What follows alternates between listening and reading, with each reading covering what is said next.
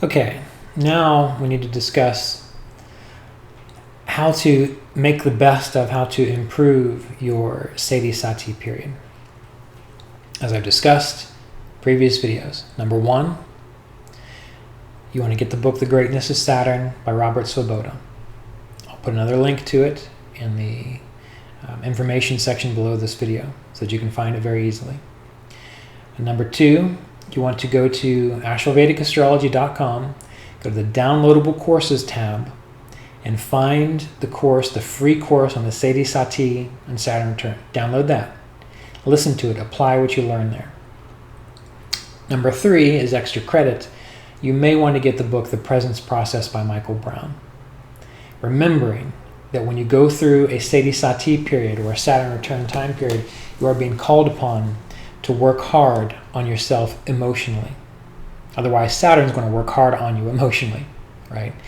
And we want to find that we are able to be developed, that we're able to grow into emotional maturity. We're able to be in this world where there is grief, where we understand the plight of humanity, but we can still appreciate the good things in life.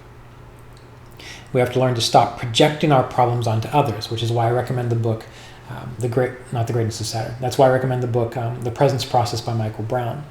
The Greatness of Saturn is in a sense going to, through myth and story, help you understand what Saturn is calling you to develop.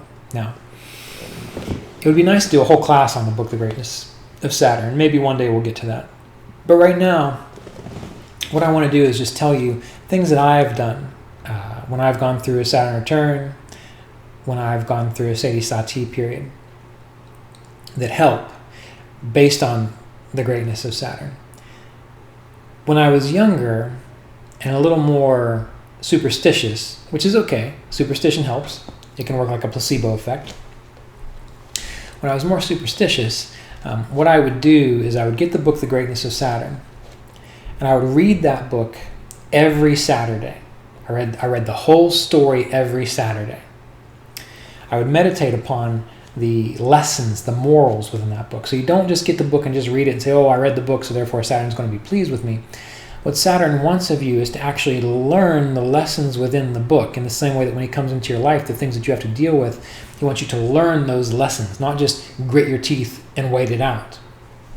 Otherwise, what happens, another transit comes along in 28 to 30 years or whatever it might be, and you just get more of the same, but now you're older. So one of the things that we find in The Greatness of Saturn, King Vikramaditya, Saturn is starting to enter the sign before his moon. And during this time period, what happens is he ends up being taken away from his kingdom, taken to a faraway land. When he goes to that faraway land, all kinds of difficult things happen to him. He's accused of thievery. Well, he becomes homeless. He's lost in the woods. He becomes accused of thievery. The other king in this land, ends up chopping off his hands and his feet to punish him, even though he didn't actually steal the thing that he was accused of. He's essentially left to die out in the woods after that, but he survives because, as the book says, how could Saturn continue to torture him if he died? So Saturn keeps him alive. He gets put to work on an oil press, and this is this great king, and he goes through all these trials and these tribulations. And as he goes through each of these trials, something happens. And if you pay attention, there's a moment when he might have been able to do something different that necessarily wouldn't cause the problem to get worse. And one of the descriptions that occur within this book is every time something's about to happen, the king thinks to himself, oh, it's just Saturn causing me problems. Oh, I need to be careful because it's just Saturn causing me problems. And so he does nothing, right? And a lot of the times the things that he doesn't do is to be honest and stand up for himself and tell the truth. Saturn is a supreme planet of truthfulness. So when you go through a Sade Sati period, you're being called to know and express and be your own truth. Maybe you find yourself in an abusive relationship. Well, you can say, oh, it's just Saturn causing me to be in this relationship. Or it's Saturn calling you to say, do you have self-respect? Can you decide to find the resources to somehow get out of this? And I know, that's maybe a little harsh of me to say, do you have self-respect? Because if you're born into an environment where you don't believe in yourself,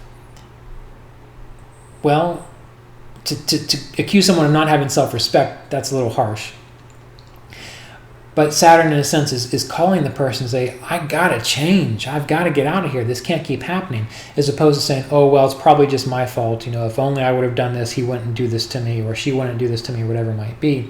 And what Saturn's really calling you to do is to gain strength in yourself, to do the hard work to make the changes. In the same way when it comes to health conditions. Oh, it's just Saturn causing me this problem. When really maybe what Saturn's trying to do is point out to you that you need to change your diet a little bit, that you need to actually exercise, that you need to do different kinds of exercise, not just go do yoga 3 times a week where you barely break a sweat, where you don't even work your muscles, but really need to do some strength training.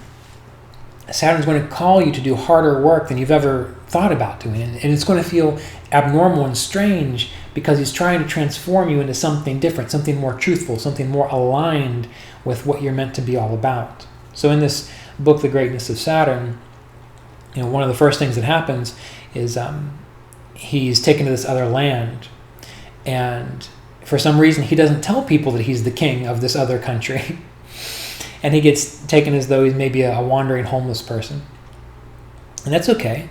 He gets fed and whatnot. But then he goes into this person's home, and this theft occurs, this difficulty occurs, and he sees it happen. And he knows that he's going to be accused of it. But he doesn't do anything to stop it, because he says things like, well, if I stop this thing from being taken away, well, it's going to deny that the person who's taken it, or the thing that's taken it, what's rightfully theirs. And who am I to deny them? I'm meant to be a kind and generous king. So this attention to idealism in the face of, this is going to get me in a lot of trouble, so no, I'm just going to stop that, causes more difficulty.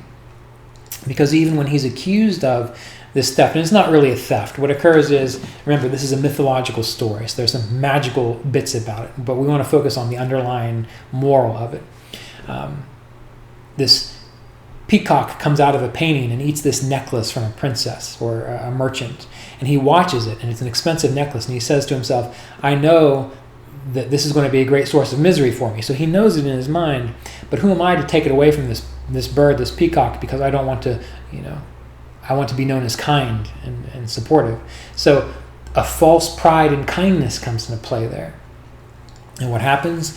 The merchant's daughter wakes up and accuses King Vikramaditya of theft, and he won't tell her what actually happened, but he says, I didn't do it. But he won't tell her what actually happened. And so sure enough, that's when he goes and he gets punished, and all these difficult things happen to him, and it keeps going in this way. So the overall theme of the story that we start to find with The Greatness of Saturn, and the more you read it, the more complexity you draw out of it. I read it every Saturday in my 30s, 2 or 3 times, at least 3 times, I think. And I read it every Saturday for at least 30 weeks each time. So 30 weeks in a row I read it, and I meditated on it, and I contemplated it. And each time I drew a little more depth of understanding of what Saturn's trying to teach within these stories. And one of the biggest morals is, be as honest about who you are and what you're up to as you can. And that will save you a lot of problems. Even though you're afraid it's going to cause you more problems, you actually cause more problems in your Sade Sati or Saturn return period by not being yourself. By not saying, hey, this isn't right. By not just doing the difficult thing and saying, I believe in me. I believe in what I'm supposed to be doing here and standing up for. That's one of the things that causes problems. And again, we have to remember that this is not about defining your ego more. It's about just what is actually true and right. What is true and right. Not, like for example in the story, the person thought that, Vikramaditya thought that it was true and right to not deny this peacock eating this expensive necklace. When that was not true and right. That was actually supporting the little I of being a kind, giving person. What was right was to stop that situation from happening. So the being yourself, this truthfulness I'm trying to get at, isn't necessarily a greater definition of me. It's more just about, in this world as I act, what has integrity. That's the key here that we're considering. So got to be real clear on that. Standing up for yourself, changing your life to better health isn't about defining you in more detail. It's about, in a sense, making you more aligned with truth, right? More aligned with truth, which is the key. And one other thing I will say about the greatness of Saturn is, aside from the story itself, there are other little stories within the greatness of Saturn. And at the end of this book, there's a story where it talks about a man who's going through this difficulty. And as Saturn starts to cause problems for him, these powers or these spirits leave him, such as wealth, prosperity, virtue. There's a whole list of them. And he kind of sees them coming out of his chest as he's laying there on bed. They're just flowing out of him. And finally, the last one's getting ready to leave, and it's the virtue of truth. And as soon as he sees that one leave, he grabs a hold of it and says, look, all the rest of them can go, but truth, you have to stay with me through this. You have to stay with me through this. And truth said, I'll stay. And once truth stayed, all the other ones that left turned around and said, well, if truth's not going, we're not leaving either. And they all came back. So that's why as you go through difficult Saturn periods, the key is to be as authentic as possible, to be as true as possible. Not cruel, not hurtful, but as true as possible. And you know when you're being true without being hurtful or cruel, when you're saying something without malicious intent. You know, if someone asks me, did I do a good job here? If I wanted to be a real jerk about it, I'd tell them every which way they did it wrong and make them feel horrible about it. If they want the truth, I'll say, no, you didn't really do a good job there. But I might point out, you need to do this, this, and this in the astrological apprenticeship program that we have at Asheville Vedic Astrology. I love my students. They do wonderful, wonderful work, but I'm hard on them. And if they don't do something right, I don't come at them with cruelty and say, this is horrible. I say, well, this is wrong, this is wrong, and this is wrong. So go back and re-listen to the videos or rewrite the paper, whatever it might be, and resubmit it to me. And that's it. And the people who understand my approach realize that I'm just doing it because I want them to put that more in harmony with the truth, and I want them to be better, truly better. Those people who take it as I'm being overly difficult, or I'm just not letting them express their creativity or whatever it might be, well, they don't really belong in my program anyway, because they don't have the capacity to do the work that is required. And that's, again, in a sense, how Saturn functions. As I mentioned, I have a very strong Saturn in my chart, so I tend to act in Saturnine fashion. But if you can be okay with that, you realize that it's always for the betterment of oneself. And again, when I say self, I'm not meaning the little poor me self. I mean for the good of all self, the big self, the self that has integrity with all things.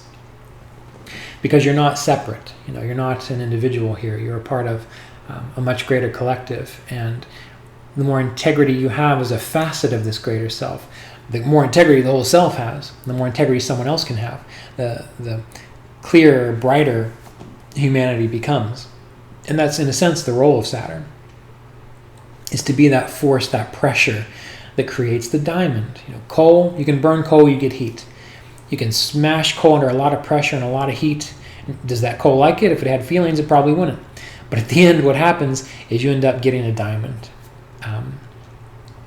So these are some things to consider when it comes to making your Sade Sati period better.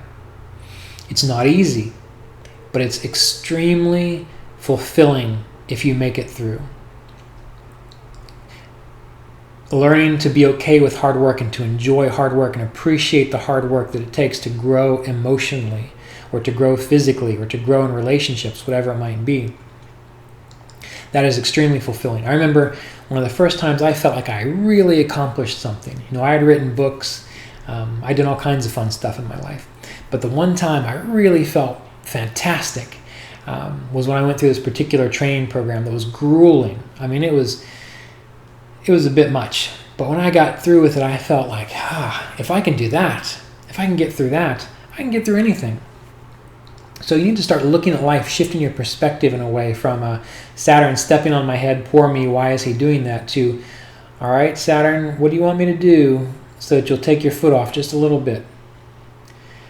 And what you'll find is they found in The Greatness of Saturn, King Vikramaditya, is that once he engaged this process and he wanted to see other people thrive, and he wanted to do things not just for himself but for the greatness of others, Saturn showered upon him all kinds of wonderful experiences and possibilities. So if you can make it through your Sade Sati period with grace and with poise, and you can realize that it's all process, you will have learned and grown so much. So you have to be willing to learn and grow as well, to take that kind of responsibility, so that you can be a good role model, if you will, or elder, because Saturn represents elders, right? So Saturn's goal is to turn you into an elder, to give you the experience to help those people as they're coming through life. Because this is all, in a sense, like a wave of development. We come through, we live out our generations here, we live out our decades here for the next generation. They come through with a little more, hopefully, greater support, a little more understanding, a little more opportunity, a little more possibility. And this keeps happening. And this can happen financially, this can happen spiritually, this can happen in regards to our health. But the more we take responsibility and learn and grow and realize we're a process of something greater,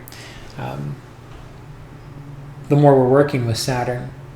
And we have to work with all the planets. It's just that Saturn is the one that most people pay attention to. I am working on a project to help people understand how to work with their planets personally.